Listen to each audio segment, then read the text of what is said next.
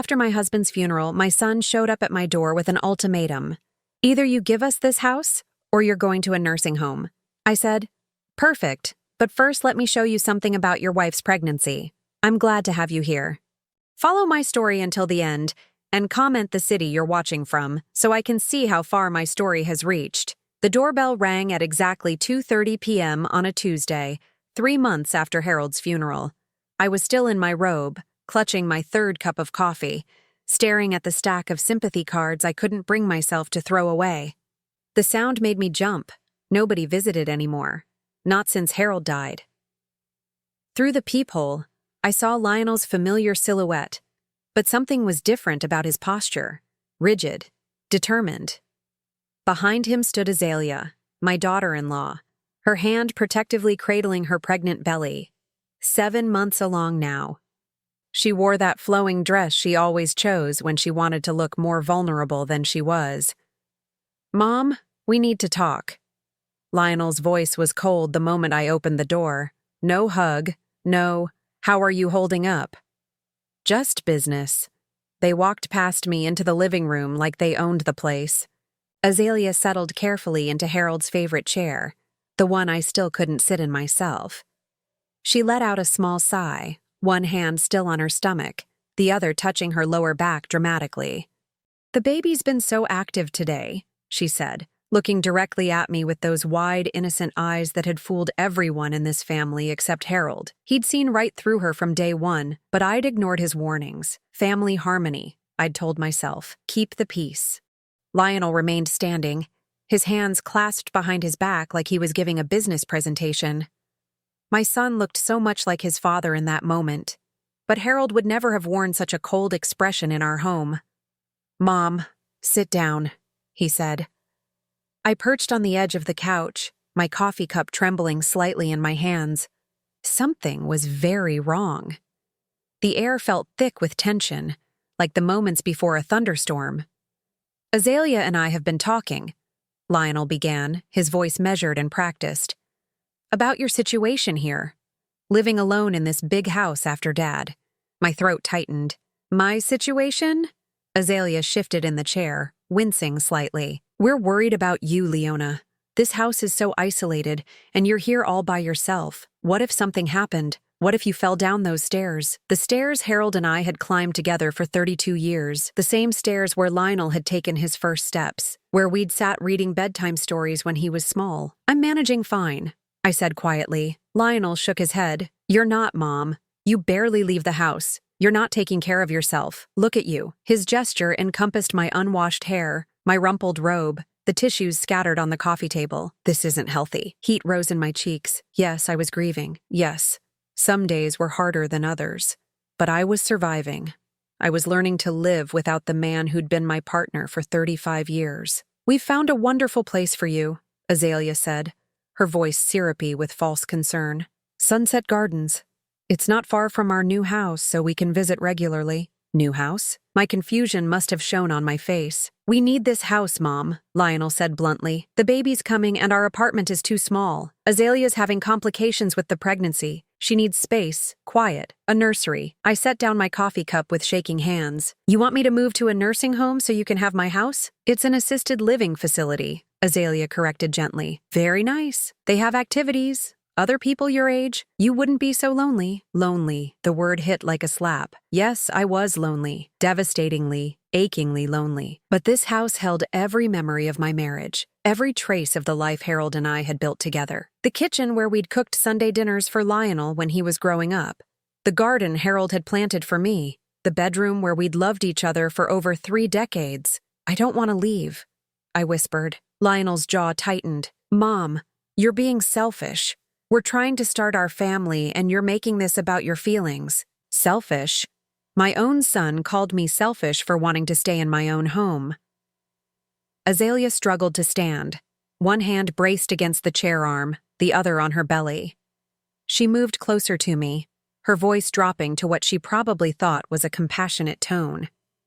"I know this is hard, but think about your grandchild. Don't you want him to have the best possible start in life? This house has so much room for him to grow up, to play, to be happy. She was using the baby against me, my grandchild, whom I'd already fallen in love with sight unseen. I'd been knitting blankets, buying tiny clothes, dreaming of holding him. The nursery would be perfect in your old sewing room, she continued, right next to the master bedroom so I can hear him at night when he needs me. My sewing room, where I'd made Lionel's Halloween costumes, mended his clothes, created countless projects over the years. She was already dividing up my house in her mind. How long do I have? I asked, my voice barely audible. Lionel and Azalea exchanged a look I didn't understand. Some silent communication passed between them. The baby's due in 2 months, Lionel said. We'd need to close on the house before then, get settled, set up the nursery. 2 months.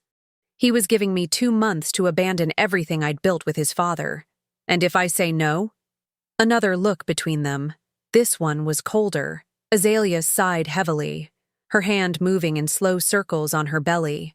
Leona, we're not trying to be cruel, but if you won't make this transition willingly, we might have to explore other options. Other options.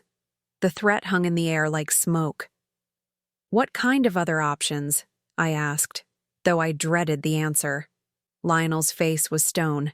Competency evaluation.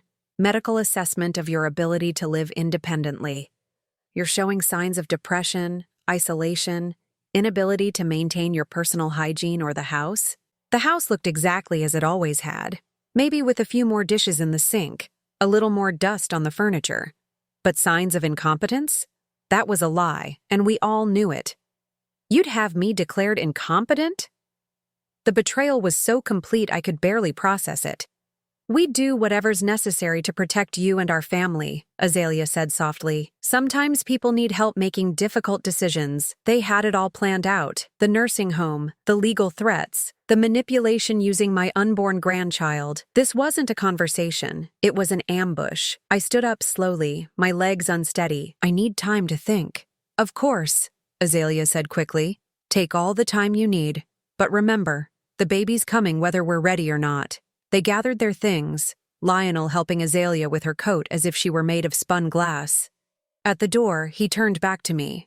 Mom, I hope you'll make the right choice, for everyone involved. After they left, I sank back onto the couch and stared at the empty chair where Azalea had sat.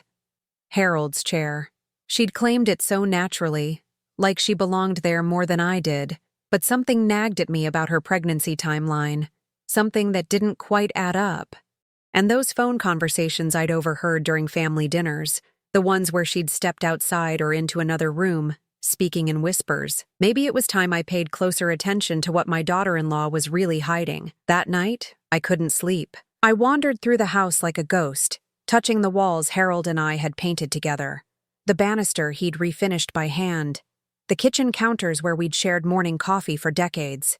Every corner held a memory they wanted me to abandon. I found myself in Lionel's old bedroom, now converted to Harold's home office. The walls were still covered with my son's academic achievements, honor roll certificates, graduation photos, his college diploma. Harold had been so proud of our boy. He's got a good heart, Leona, he'd always said. He just needs to find his backbone. When did Lionel stop having a good heart? When did he become someone who could look his grieving mother in the eye and threaten her with a competency hearing? The answer came to me as I stared at his wedding photo on the desk. 3 years ago, that's when everything changed. I remembered the first time Lionel brought Azalea home. She was beautiful in that effortless way that made other women feel inadequate. Perfectly styled blonde hair, designer clothes that fit like they were made for her, a smile that could charm anyone. Harold and I had been so happy that our 30-year-old son had finally found someone. She's lovely, I'd whispered to Harold that first evening as we watched Azalea charm our dinner guests. A little young for him, but lovely. Harold had frowned, stirring his coffee slowly. Pretty package. I wonder what's inside. I should have listened to him then.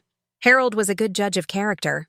He'd built a successful business by reading people accurately, but I was so desperate for Lionel to settle down, to give us grandchildren, that I ignored the warning signs. The signs started small. Azalea would arrive for Sunday dinners and immediately compliment the house, but with subtle suggestions for improvement. This wallpaper is so vintage, Leona.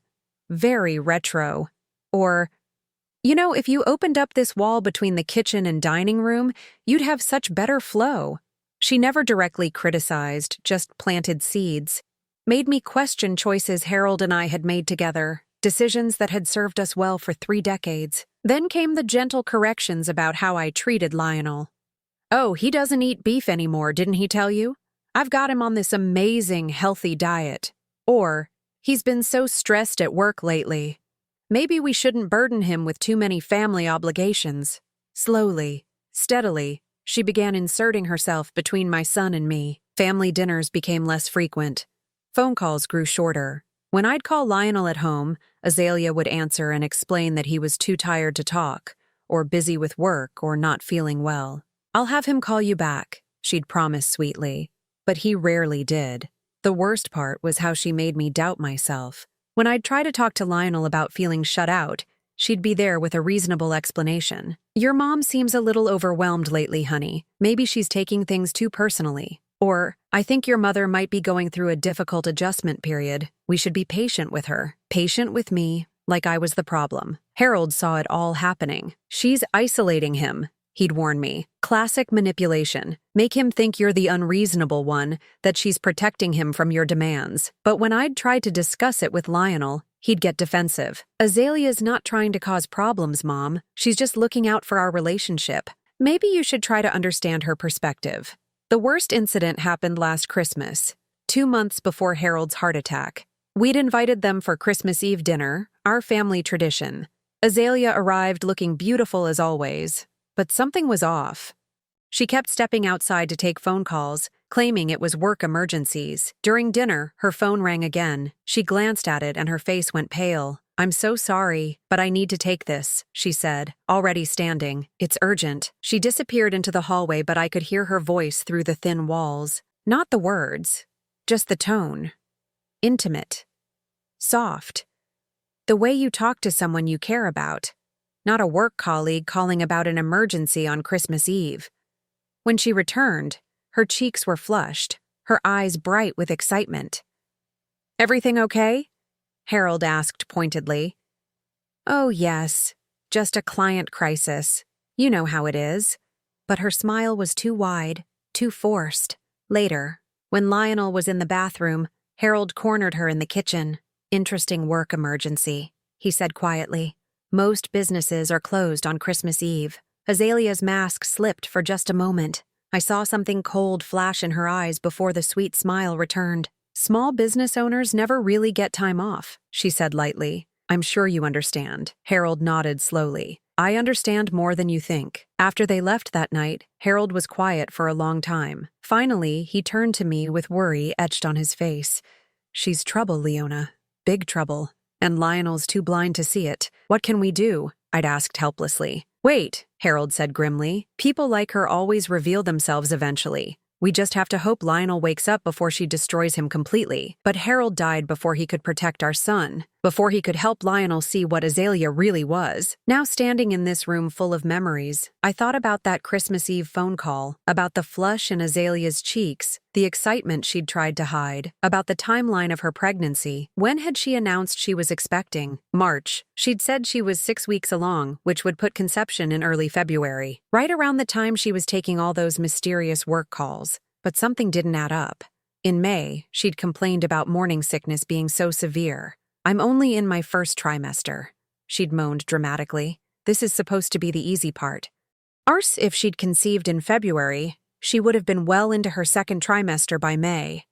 Either she was lying about the conception date or— my breath caught in my throat. Or the baby wasn't conceived when she claimed it was. Maybe not even with who she claimed.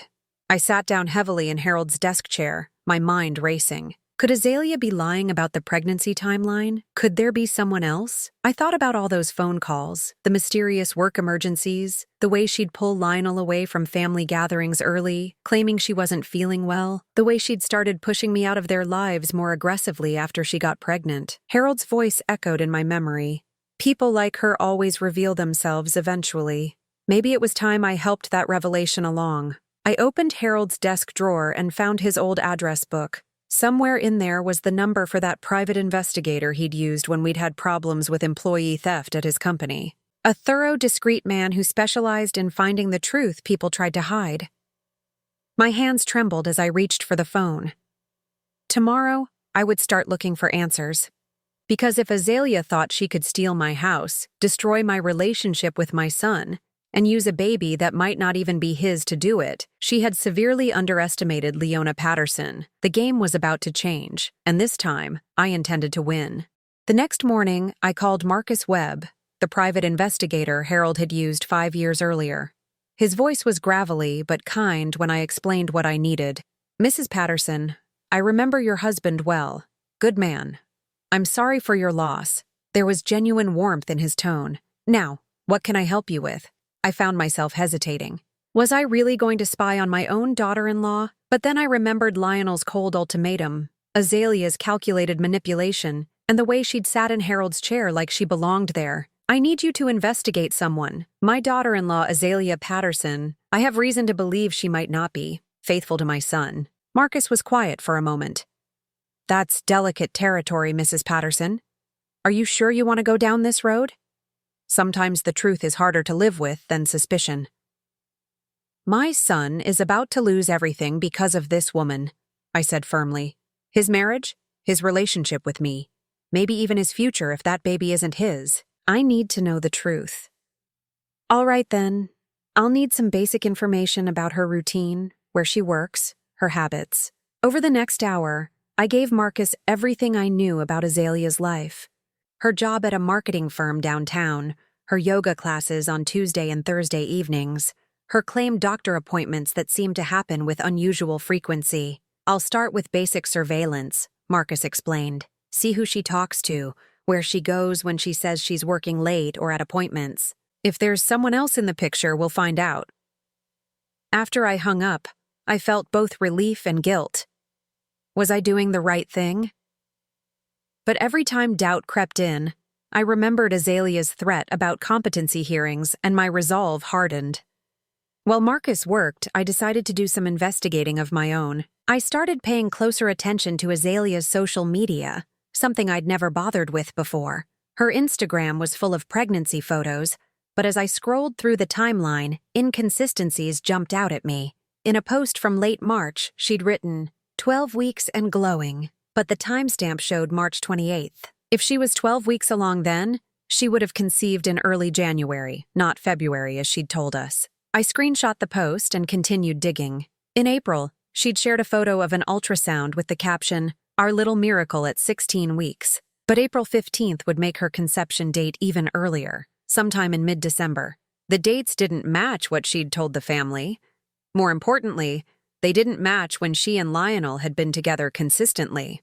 I remembered now that Lionel had been traveling heavily for work in December and early January, closing a big deal in Seattle. He'd been gone for weeks at a time. My phone rang, interrupting my research. It was Marcus. "Mrs. Patterson, I've got some preliminary information. Nothing conclusive yet, but interesting. Your daughter-in-law has been making regular visits to a medical building downtown, but not to an OB/GYN office like you'd expect for prenatal care."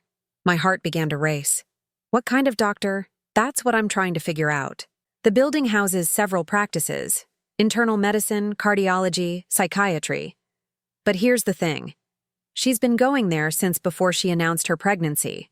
Monthly visits, sometimes twice a month. Could you find out which doctor? Working on it. I've also started following her routine. She does go to yoga on Tuesdays, but on Thursdays when she says she's at yoga, she's actually meeting someone at a coffee shop on 5th Street. Same person each time. Well-dressed man in his 50s, wedding ring, expensive car. I gripped the phone tighter. Can you get photos? Already have some. I'll email them to you tonight along with my preliminary report. After Marcus hung up, I sat in Harold's chair, my mind spinning. Medical appointments at the wrong kind of practice, secret meetings with a married man, pregnancy timelines that didn't add up. But I needed more than suspicions. I needed proof. That afternoon, I did something I'd never done before. I drove to Azalea's workplace. The marketing firm occupied the 15th floor of a downtown high-rise. I parked across the street and waited, feeling foolish but determined. At 3:30, I saw her emerge from the building. But instead of heading to her car, she walked 2 blocks to a small cafe. Through the window, I watched her sit across from a man who matched Marcus's description. Older, well-dressed, wedding ring catching the light as he reached across the table to touch her hand. The intimacy of the gesture made my stomach churn. This wasn't a business meeting. This was 2 people who knew each other very well, who had history together. I fumbled for my phone and managed to take several photos through the cafe window. The man's face was clearly visible, and so was the tender way he was looking at my daughter-in-law. They talked for nearly an hour. I watched Azalea laugh at something he said, watched her lean forward to whisper something that made him smile. When they parted, he kissed her cheek and held her hand for a long moment before walking away. That evening, Marcus's email arrived with professional photographs that were much clearer than mine. The man's license plate was visible, and Marcus had already run a preliminary check. Richard Blackwood, age 52, married with 2 teenage children, executive VP at Meridian Financial, home address in Westchester County.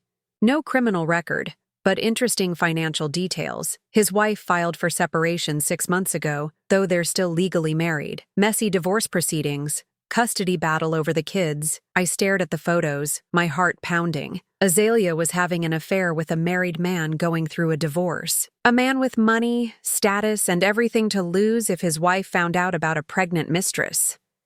But was the baby his? And did Lionel have any idea?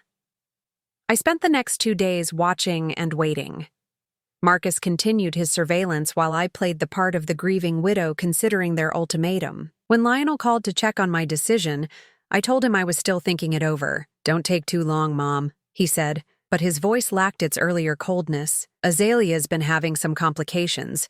The stress isn't good for the baby. Complications, or guilt about living a lie. On Friday, Marcus called with news that changed everything. "Mrs. Patterson, I followed your daughter-in-law to a medical appointment today. Not at the building I mentioned before. This was a legitimate OB/GYN office. But here's the interesting part. I was able to confirm the appointment through a contact of mine who works there. According to her medical records, she's 32 weeks pregnant, not 28 weeks like she's been telling people." My hands began to shake. What does that mean? It means conception happened in early December, not February. It also means she knew she was pregnant before Christmas, but didn't announce it until March. The timeline crystallized in my mind. December conception, Lionel traveling for weeks, Azalea taking mysterious phone calls on Christmas Eve, the married man she'd been seeing regularly. "Marcus," I said slowly, "I think I know whose baby she's carrying, and it's not my son's." That night, I sat in my kitchen with all the evidence spread before me like pieces of a puzzle. Photos of Azalea with Richard Blackwood, medical records proving the pregnancy timeline, social media posts with conflicting dates. The picture was becoming clear, but I needed one final piece of proof. Something that would make even Lionel see the truth. I picked up my phone and dialed Marcus again. "I need you to dig deeper into Richard Blackwood's financials. If he's been supporting Azalea, there will be evidence. Bank records, credit card statements, anything that shows money changing hands. What are you thinking, Mrs. Patterson?" I looked around my kitchen at the home Harold and I had built together. The life Azalea was trying to steal from me. I'm thinking it's time to stop being the victim in my own story. The confrontation was coming. And this time, I would be ready with the truth, all of it. Marcus delivered the final piece of evidence on a Tuesday morning, exactly 1 week after I'd hired him. I was sitting in my garden, the one Harold had planted for me, when he called with news that would change everything. "Mrs. Patterson, you were right about the financial connection. Richard Blackwood has been making regular payments to your daughter-in-law for the past 8 months, monthly transfers of $3,000, always on the 15th. The account is in her maiden name, Azalea Morrison." My coffee cup trembled in my hands. 8 months. That predates her pregnancy announcement by months. There's more. I traced some of his credit card activity. Expensive jewelry purchases, high-end restaurants, a weekend getaway to the Hamptons in January. All during times when your son was traveling for work. The betrayal was so complete, so calculated that I felt dizzy. "Does she know you've been investigating?" "No, but I think she's getting suspicious about something. Yesterday she changed her routine, took different routes to work, kept checking over her shoulder.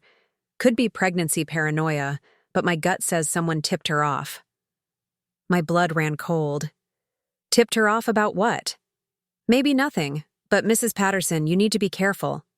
If she realizes you know the truth, there's no telling how she might react. Desperate people do desperate things. After Marcus hung up, I sat in Harold's garden for a long time, thinking. I had all the evidence I needed now. Photos, financial records, medical documentation, witness testimony. Enough to prove that Azalea was carrying another man's child while planning to steal my house and destroy my relationship with Lionel. But how do you tell your son that his entire life is built on lies? I was still wrestling with that question when my doorbell rang. Through the peephole, I saw Azalea standing alone on my porch. No Lionel this time. Her face was pale, her usual perfect composure cracked around the edges. My heart hammered as I opened the door. Had she come to confess? To threaten me? To find out what I knew? Leona, she said, her voice strained. We need to talk. I stepped aside to let her in, my mind racing. She moved slowly, one hand pressed against her lower back, the other cradling her belly. But I noticed her eyes were sharp, alert, scanning the room like she was looking for something. Where's Lionel? I asked. At work. He doesn't know I'm here. She settled into the living room chair carefully, but not Harold's chair this time. She chose the sofa, positioning herself where she could see both the front door and the hallway. I wanted to talk to you privately. I remained standing, every instinct telling me to be cautious. About what? Azalea's mask of sweet vulnerability was completely gone now. The woman sitting in my living room was calculating, dangerous. This was who she really was, underneath all the pregnancy glow and innocent smiles. You've been asking questions, she said quietly. About me, about the baby. My mouth went dry, but I kept my expression neutral. I don't know what you mean. A private investigator has been following me, Leona. Don't insult my intelligence by pretending you don't know about it. The game was up. I could keep lying or I could face this head on. I chose the truth. I hired someone to investigate you, yes, and he found some very interesting things. Azalea's jaw tightened. Such as the fact that you're 32 weeks pregnant, not 28. Such as your regular meetings with Richard Blackwood. Such as the $24,000 he's paid you over the past 8 months. For a moment, absolute silence filled the room. Then Azalea laughed, a sound devoid of any humor. You have no idea what you're meddling with, she said. I know exactly what I'm meddling with. My son's life. My grandchild's future. My own home that you're trying to steal. Azalea stood up abruptly, her movements sharp despite her pregnancy. Your son is weak, Leona. He always has been. Sweet, but weak. He would never be able to handle the truth about what I really need, about who I really am. And what is that, exactly? She walked to the window, staring out at Harold's garden. I'm a woman who refuses to settle for mediocrity. Your son makes decent money, but decent isn't enough. Richard can give me the life I deserve. The casual cruelty of it took my breath away. So you seduced a married man for his money while pretending to love my son? Love. She turned back to me with contempt. What a luxury for people who can afford it. I grew up in poverty, Leona. Real poverty. Not the middle-class struggles you probably think qualify. I swore I'd never be poor again, never be powerless again. So you decided to destroy other people's lives instead? I decided to survive. Her voice was ice-cold now. Richard's divorce will be final in 3 months. His wife gets the house and half the assets, but he keeps his business, his investments, his real wealth. We'll be married before the baby is born. My legs felt weak. I sank into the nearest chair. Lionel thinks that baby is his. Lionel needs to think that baby is his, until I don't need him anymore. She moved closer to me, looming despite her pregnancy. Which is why you're going to keep your mouth shut about everything you think you know. Or what? Her smile was chilling. Or I'll destroy him completely. I know about his gambling problem, the one he's been hiding from you, the credit card debt he's racked up, the money he's borrowed from his 401k. I've been covering his mistakes for months, making him dependent on me. The room seemed to spin. Lionel doesn't gamble. Your precious son has been betting on sports online for 2 years. He's lost over $80,000. Richard's money hasn't just been paying for my lifestyle, Leona. It's been keeping Lionel from financial ruin. The betrayal was coming from all sides now. My son had gambling debts. My daughter-in-law was blackmailing him. Everything I thought I knew about my family was crumbling. If you expose me, Azalea continued, I'll cut off the financial help. Lionel will lose everything. His job, his credit, his future. The shame will destroy him. I stared at her, this woman who had infiltrated my family like a cancer. You're pure evil. I'm practical. She checked her watch with practiced indifference. You have 24 hours to decide, Leona. Sign over the house like we discussed. Keep quiet about Richard and the baby, and I'll continue protecting your son's pathetic secrets. Or refuse, and watch me destroy him piece by piece. She headed for the door, then turned back one final time. Oh, and if you're thinking about going to Lionel with this information, remember, he's been lying to you too, about the gambling, the debt, why he really needs this house. Ask yourself, if your own son can deceive you so easily, why would he believe you over the woman who's been saving his ass for months? After she left, I sat in my living room for hours, the silence crushing. Everything I thought I knew about my son, my family, my life had been turned upside down. Lionel was in debt. Azalea was carrying another man's child. And I was caught in the middle of a web of lies that threatened to destroy us all. But as the shock began to fade, something else took its place. Anger. Pure, cleansing rage. Azalea thought she held all the cards. She thought I was just a grieving widow, too weak and naive to fight back. She thought she could threaten my son and steal my home while carrying another man's baby. She was about to learn that Harold Patterson's widow was made of stronger stuff than she imagined. I reached for my phone and dialed Marcus Webb. Marcus, it's Leona Patterson. I need you to dig deeper into Azalea's background. Everything. Where she came from, who she really is, any secrets she might not want exposed. And I need information about Richard Blackwood's divorce proceedings. Mrs. Patterson, are you sure about this? It sounds like you're preparing for war. I looked around my house, at the life Harold and I had built together, at everything this woman wanted to take from me. That's exactly what I'm preparing for. And this time, I intend to win. Marcus called me at 6 a.m. on Friday morning, his voice urgent. Mrs. Patterson, you need to hear this. I dug into Azalea's past like you asked, and what I found changes everything. I was already dressed, having barely slept all night. Tell me. Her real name is Amy Morrison. She's got a criminal record. Fraud, identity theft, extortion. She's done this before, Leona. 3 times that I can verify. She finds vulnerable men, gets pregnant by wealthy marks, then blackmails everyone involved. My coffee cup slipped from my hands, shattering on the kitchen floor. 3 times? Portland, Denver, and Phoenix. Always the same pattern. She targets men with money problems or emotional vulnerabilities, makes them dependent on her, then uses that dependency to extort their families. In Portland, she convinced a gambling addict to sign over his inheritance. In Denver, she got a divorced father to mortgage his house to pay her blackmail money. What happened to those men? Marcus was quiet for a moment. One committed suicide, Leona. The shame destroyed him when everything came out. The other 2 are still paying her money to keep quiet about their secrets. I sank into a chair. The magnitude of what we were dealing with finally clear. This wasn't just about infidelity or pregnancy lies. This was about a predator who had targeted my family. There's more, Marcus continued. I've been monitoring her communications. She's planning to disappear after the baby is born. New identity, new city, new victims. But first, she wants to clean out everyone involved. Your son, Richard Blackwood, and you. How long do I have? Based on her pattern, not long. She's in her 3rd trimester now. Once that baby comes, she'll have the ultimate leverage against Richard. She won't need Lionel or your house anymore. After Marcus hung up, I sat in my kitchen surrounded by broken coffee cup pieces, thinking about Harold. What would he do in this situation? How would he protect our son from this monster? The answer came to me clearly. Harold would fight, but he would fight smart. I spent the morning making calls, gathering allies.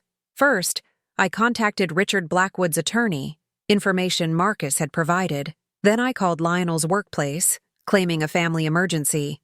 Finally, I made the hardest call of all. Lionel, I need you to come home immediately. Bring Azalea. We need to have a family meeting.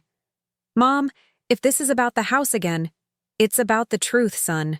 About things you need to know before it's too late. Something in my voice must have convinced him, because he agreed to come over at 2 p.m. I used the time to prepare carefully. I arranged all the evidence Marcus had gathered on Harold's desk: photographs, financial records, medical documentation, background checks. Then I set up Harold's old tape recorder, the one he'd used for important business meetings. When the doorbell rang at exactly 2 p.m., I was ready. Lionel looked worried as he entered, but Azalea's expression was pure fury. She knew something was wrong the moment she saw my face.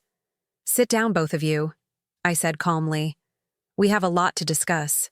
"Mom, what's this about?" Lionel asked, settling into the couch. He looked older than his 33 years, stress lines around his eyes I'd never noticed before. Azalea remained standing, her hand protectively over her belly. "Leona, we don't have time for games. I have a doctor's appointment in an hour." "No, you don't," I said quietly. "You don't have any appointment today. Just like you haven't been seeing a real obstetrician for most of this pregnancy." The color drained from Azalea's face. Lionel looked between us, confused. "Mom, what are you talking about?" I picked up the first photograph from Harold's desk. "I'm talking about this, Lionel. Your wife having lunch with Richard Blackwood every Thursday for the past 8 months? Lionel stared at the photo, his mouth opening and closing wordlessly. I don't understand. Who is Richard Blackwood?" "He's the father of the baby your wife is carrying." The words hung in the air like a bomb that had just detonated. Lionel's face went white. Azalea stepped backward, her eyes darting toward the door. "That's a lie," she said, but her voice shook. I picked up the medical records. "Is it? According to these documents, you're 32 weeks pregnant, not 28. That puts conception in early December, when Lionel was in Seattle for 3 weeks. "Medical records can be wrong," Azalea said desperately. "Can bank records be wrong too?" I held up the financial statements. $24,000 in payments from Richard Blackwood to Amy Morrison over the past 8 months. Lionel's head snapped up. "Amy, your name is Azalea." "Her real name is Amy Morrison," I continued relentlessly. "She's got a criminal record in 3 states for fraud and extortion. She's done this exact same con before, targeting men with gambling problems and vulnerable families." "Stop it," Azalea said, her voice rising. "Stop lying." But Lionel was staring at her now with growing horror. "Gambling problems? Mom, I don't have a gambling problem." I felt my heart break a little. "Yes, you do, sweetheart. She's been covering your debts for months. That's how she got control over you." The silence that followed was deafening. Lionel's face cycled through confusion, realization, and finally devastation as all the pieces clicked into place. "The money you gave me for the credit cards," he whispered to Azalea. "The help with my 401k loan. You said it was from your savings." "It was from Richard Blackwood," I said gently. "She's been using his money to make you dependent on her, while carrying his child and planning to leave you the moment the baby is born." Lionel stood up abruptly, stumbling slightly. "Is this true? Any of it?" Azalea's mask finally slipped completely. The sweet, vulnerable pregnant woman disappeared, replaced by someone cold and calculating. "Your son is weak, Leona. Just like I told you. He would never have been able to provide the life I deserve. Richard can give me everything. Money, status, security." "What about the baby?" Lionel asked, his voice breaking. "What about it? It's not yours. It was never yours." Her cruelty was breathtaking. "I needed a cover story while Richard got divorced. You were convenient." Lionel sank back into the chair like he'd been physically struck. "Everything we had. It was all fake? Not fake. Useful." Azalea moved toward the door. "And now it's over. Keep the house, Leona. I don't need it anymore. Richard's buying me a much better one." "No," I said firmly, standing up. "It's not over." Azalea turned back, her eyebrows raised. "Excuse me?" I walked to Harold's desk and picked up my phone. Richard Blackwood's wife has been very interested to learn about your pregnancy, especially since their divorce proceedings included a clause about adultery affecting asset distribution. Azalea's confidence wavered. You wouldn't dare. I already have. Mrs. Blackwood now has copies of all the photos, financial records, and medical documentation. Richard's affair with you just cost him about half his remaining assets. The blood drained from Azalea's face. You don't understand what you've done. I need that money. I need Richard's support. You should have thought about that before you decided to destroy my family. I dialed another number. I'm also calling the police. Fraud, identity theft, extortion. Marcus found evidence of all of it. Azalea lunged toward me, but her pregnancy made her clumsy. You can't do this to me. I need that money. I have a baby coming. That baby deserves better than a mother who's a criminal, I said, stepping out of her reach. The sound of sirens in the distance made Azalea freeze. I must have looked surprised, because she smiled bitterly. I called them before I started making my other calls, I explained. I wanted backup in case you decided to get violent. As the police cars pulled into my driveway, Azalea made one last desperate attempt. Lionel, please, you know me. You love me. Don't let her destroy our family. But Lionel was staring at her like he was seeing her for the first time. I don't know you at all. I never did. The next few hours passed in a blur of police questions, evidence collection, and statements. Azalea was arrested on multiple charges, though she was released on bail due to her pregnancy. Richard Blackwood was also facing charges, his marriage and career in ruins. As the sun began to set, I found myself sitting in Harold's garden with Lionel. My son looked broken, aged years in the span of a single afternoon. I'm sorry, Mom, he said quietly. For everything. The ultimatum, the threats, not believing you about her. You were being manipulated by a professional con artist, sweetheart. She knew exactly how to exploit your weaknesses. The gambling, he said shamefully. I thought I could control it. I thought I could win back what I'd lost. We'll get you help for that. There are programs, counselors who specialize in addiction. He nodded, tears streaming down his face. I almost lost you. I almost gave away everything Dad built for us.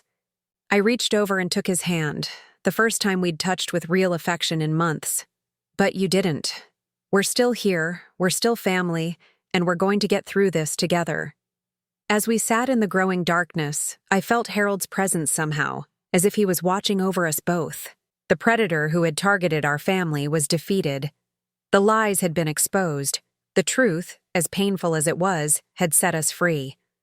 But the real healing would come tomorrow, and in all the tomorrows after that. 6 months later, I stood in the same kitchen where Azalea had threatened me, but everything felt different now. The morning sun streamed through Harold's garden windows, illuminating the faces of the people who truly mattered. Lionel and his new therapist, Dr. Sarah Chen, who had become a regular visitor as my son worked through his addiction and trauma. How are you feeling about today? Dr. Chen asked Lionel as she accepted a cup of coffee from me. Lionel took a deep breath, his hands steadier than they'd been in months. Nervous, but ready. I need to face this. Today was Azalea's sentencing hearing.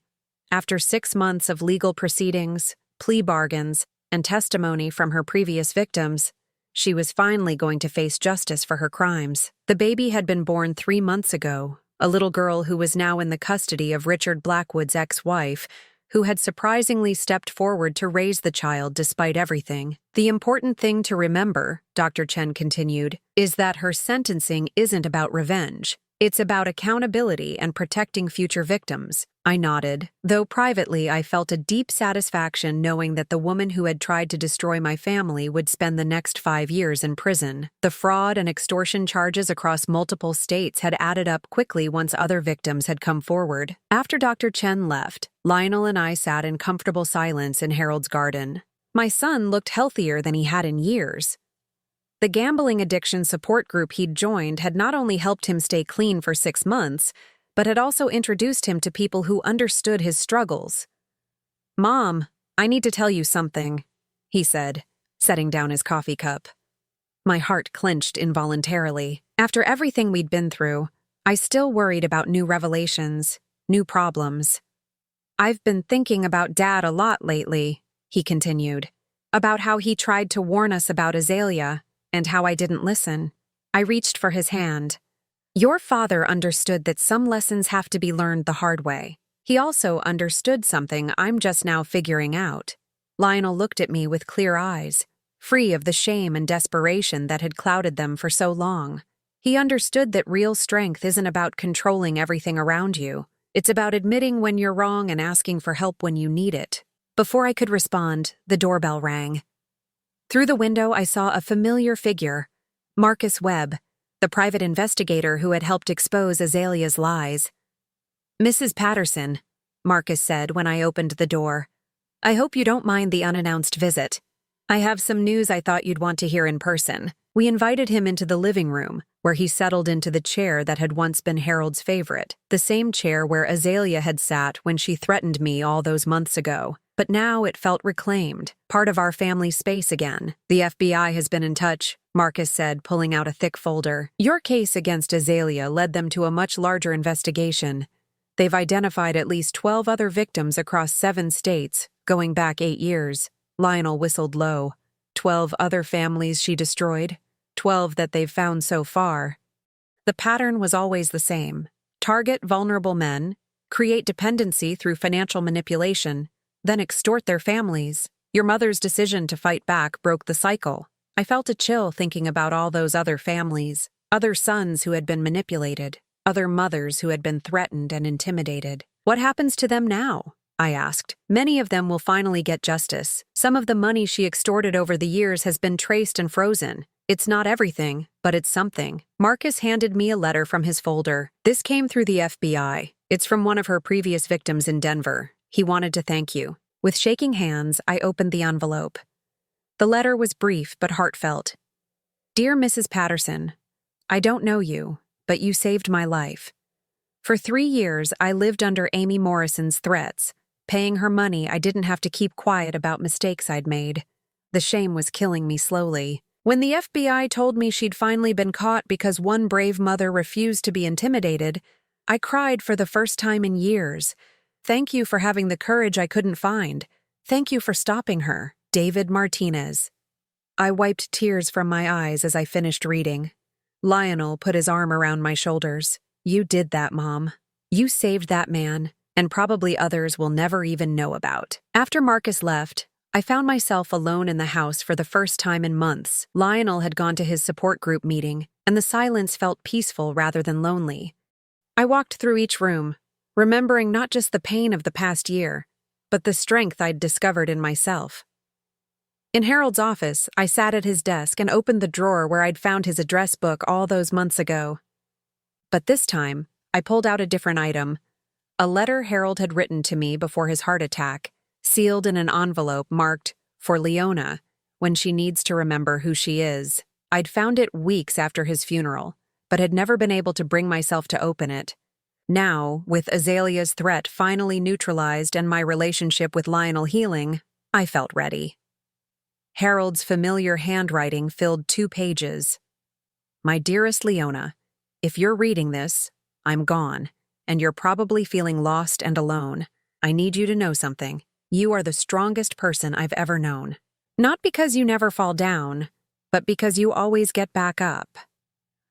I know our marriage wasn't perfect.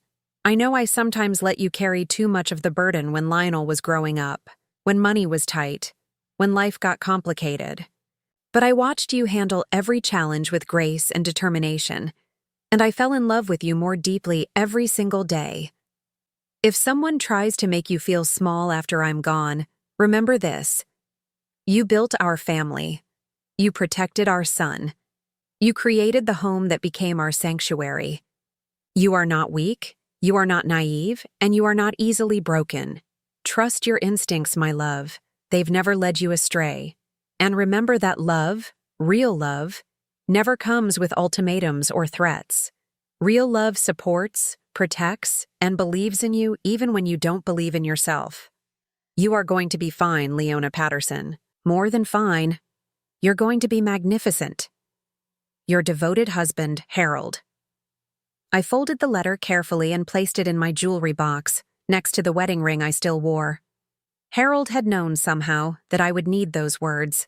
He had understood that his death might leave me vulnerable to predators like Azalea, and he had prepared me as best he could. That evening, Lionel returned from his meeting with news that made my heart full. "I've been offered a promotion at work," he said, settling beside me on the couch. "Regional manager. It comes with a significant raise and better benefits."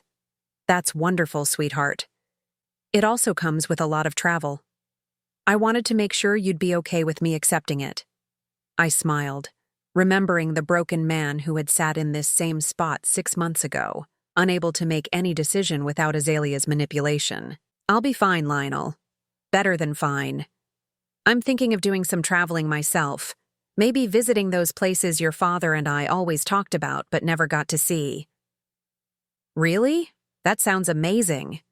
We talked for hours that night about our plans, our hopes for the future, the lessons we'd learned from our ordeal. As Lionel prepared to leave for his own apartment, the healthy independence he'd established in recovery, he hugged me tightly. "I love you, Mom. Thank you for fighting for me when I couldn't fight for myself." After he left, I walked through my house one more time, turning off lights and checking locks. This house that Azalea had tried to steal, that represented everything Harold and I had built together, felt truly mine again. In our bedroom, I stood before the mirror and looked at myself honestly. The woman staring back at me was different from the broken widow who had opened the door to threats and ultimatums 6 months ago. She was stronger, wiser, more confident in her own worth. I had learned something important during those dark months. Family isn't about blood or obligation or guilt. It's about people who choose to love and support each other, who show up in crisis, who tell the truth even when it's painful. I had also learned that sometimes the people who hurt us the most do us an unexpected favor.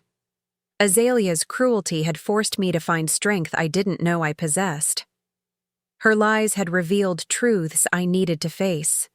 Her threats had taught me that I was far more resilient than anyone, including myself, had imagined. As I prepared for bed, I whispered a thank you to Harold, to the universe, to whatever force had given me the courage to fight back when everything seemed hopeless. Tomorrow would bring new challenges, new opportunities, new chances to prove to myself that Leona Patterson was nobody's victim. Tonight, I would sleep peacefully in my own house, surrounded by memories of real love and dreams of the adventures still to come. The predator was caged, the family was healing, the future was bright with possibility, and I was finally, completely, gloriously free. Now I'm curious about you who listened to my story. What would you do if you were in my place? Have you ever been through something similar? Comment below, and meanwhile, I'm leaving on the final screen 2 other stories that are channel favorites, and they will definitely surprise you. Thank you for watching until here.